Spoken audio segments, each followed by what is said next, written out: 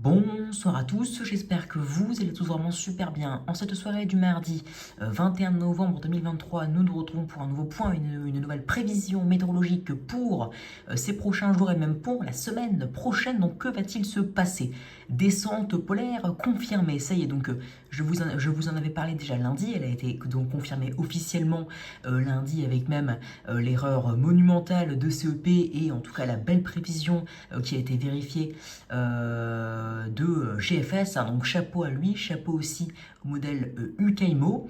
Donc en termes de descente polaire, alors elle est un peu trop à l'est, mais elle réussirait a priori à donner de l'humidité sur l'extrême nord, donc sur le Nord-Pas-de-Calais et sur la région Grand Est, ainsi que même jusque vers le centre-est, donnant donc un risque d'averse de neige dès vendredi soir. Les températures vont chuter, on repassera en deçà des valeurs saisonnières dès vendredi après-midi sur une bonne moitié nord et est du pays, avec des températures qui n'excéderont même plus les 5, 7, 8 degrés entre le nord et l'est du pays. Donc des températures qui vont retrouver des niveaux dignes d'un mois de décembre, hein, donc en deçà des valeurs saisonnières, et heureusement cela fait du bien. Sauf que avec l'intensification du froid polaire, avec cette descente polaire et donc les températures en altitude qui vont aussi encore plus baisser en soirée et en nuit, des averses avec aussi les basses pressions en allant vers l'est du pays, des averses vont réussir à se former et donner les premiers flocons en pleine, hein, les premières averses de neige. Alors par exemple pour l'extrême nord, il fera encore un peu trop doux sur l'extrême nord et la Belgique, bien que par isothermie, pourquoi pas quelques averses de neige mais qui ne tiendront pas au sol. Mais sur la région Grand Est ainsi que même vers le centre-est, des averses de neige entre vendredi soir et dimanche auront lieu et pourraient parfois localement blanchir les sols. Ça on verra avec la maille fine, mais a priori les modèles envisagent quand même certaines averses, hein, qui pourraient parfois être suffisamment fortes pour blanchir les sols et donner potentiellement localement jusqu'à 1 cm. Donc voilà les premiers saupoudrages au final, si on résume, de l'hiver en pleine, en tout cas pour les régions de l'Est, hein, en particulier surtout entre le nord-est et le centre-est, ou peut-être même en débordant jusque vers le Lyonnais par exemple, donc la région Auvergne-Rhône-Alpes, pourquoi pas.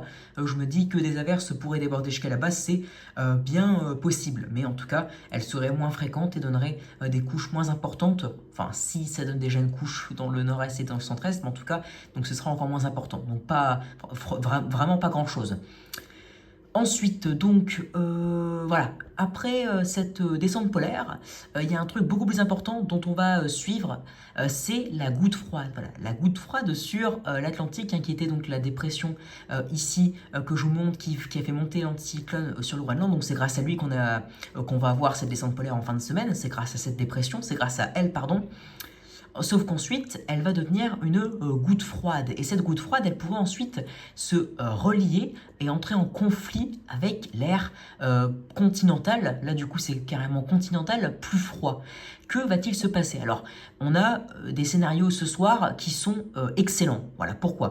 GFS y voit un conflit entre cette goutte froide et l'air beaucoup plus froid continental, sauf que lui, il surestime, j'ai l'impression, l'activité dépressionnaire. Donc, à la fin avec lui, c'est l'air doux qui l'emporte, bien que son scénario, je ne le crois pas. D'ailleurs, il est isolé de son ensemble, hein. Les GEFS sont beaucoup plus froids que lui, sont beaucoup plus hivernales en moyenne.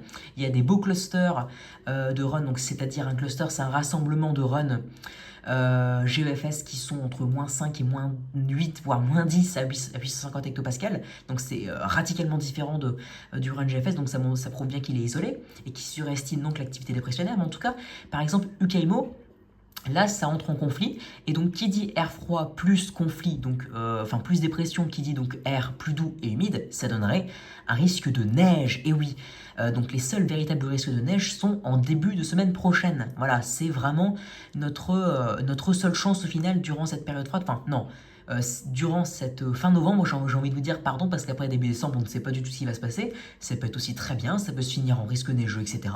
Ça, on n'en sait rien, mais en tout cas, a priori, jusqu'à fin novembre, Notre potentiel, c'est vraiment cette dépression ou d'autres dépressions ensuite qui pourraient venir et qui pourraient entrer en conflit avec l'air froid et donner des conflits neigeux. Voilà, c'est présent, le risque est présent sur GFS car malgré que l'heure d'où l'emporte, il y a quand même des risques de neige sur l'Est, d'après lui, bien qu'en plus c'est largement surestimé, donc s'il surestimait moins, il serait excellent et verrait la neige sur bon nombre de régions du Nord et de l'Est.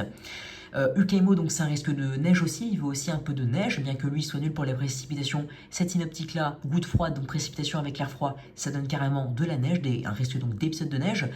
Et GEM, c'est la même chose, sauf que lui on sait qu'il est pas fiable, et puis en plus la chronologie, c'est un peu du n'importe quoi.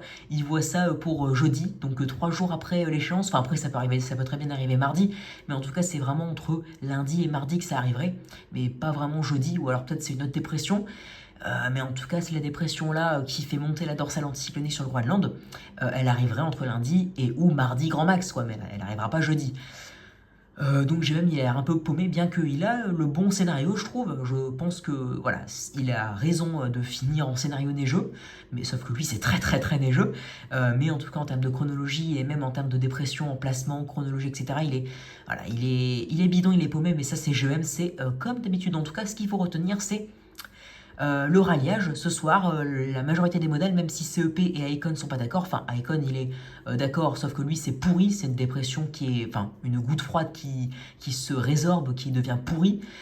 Mais voilà, CEP il est un peu solo ce soir, il voit carrément l'anticyclone revenir, je ne le crois pas. Je crois que CEP fait encore une fois fausse route comme il l'a fait avec la descente polaire. En ce moment CEP, je trouve qu'il est pas fiable du tout pour l'Europe de l'Ouest, enfin même pour l'Atlantique Nord et l'Europe. Donc je ne lui ferai pas confiance. On a un très beau signal sur GFS, UKMO, GEM. GFS, malgré qu'il soit doux, c'est juste parce qu'il surestime l'activité dépressionnaire. Donc j'ai envie de vous dire, il va moins la surestimer. Vous verrez. Demain, il va changer et se rallier. Mais en tout cas, le principal, c'est qu'il voit la dépression entrer en conflit. Voilà, c'est juste ça. Le fond de l'idée, c'est le principal. Parce qu'on est quand même à 6/1 semaine d'échéance d'un potentiel épisode neigeux, hein, parce que un conflit, clairement, on va pas se cacher, ce qui nous importe là-dedans et ce qui en ressort surtout, c'est un risque de neige en pleine sur les régions de la moitié nord qui seraient les plus à risque, voilà, au nord de la Loire et surtout aussi vers le nord-est, la région Grand Est ainsi que le centre-est. Donc il y a le signal sur GFS, UKMO et GEM et j'ai confiance en eux, je sens qu'ils vont persister et au fur et à mesure des actualisations donner un conflit neigeux, bien que ce n'est pas encore fiable. Déjà, le fait que la goutte froide entre en conflit avec l'air froid continental, ce n'est pas encore bien sûr. Ça, on confirmera normalement à une échéance de 4 jours, c'est-à-dire jeudi, donc d'ici 2 jours. Et en plus, attendez, parce que si elle arrive et qu'elle entre en conflit, ça peut être très bien, ça peut être nul, ou alors ça peut être trop doux. Voilà, donc pas de neige. Ou alors ça peut être nul, ça peut être ramolli, ça peut être résorbé comme sur Icon où il reste quasiment plus rien. Et donc ça donnerait juste quelques pluies, même pas de neige, quelques pluies faibles dans des températures qui seraient conformes au normal. Voilà, donc ce n'est pas sûr, mais en tout cas, moi j'ai confiance en un scénario de conflit entre la goutte froide / dépression et l'air froid de l'Est, la bête de l'Est comme on l'appelle. Après, en termes de conflit neigeux, etc., moi, personnellement, je crois que c'est possible, mais il faudra affiner ça dans les prochains jours. Cela est particulièrement important. En tout cas, voilà, descente polaire, risque de première averse de neige en pleine et potentiel saupoudrage sur le nord-est et le centre-est ce week-end.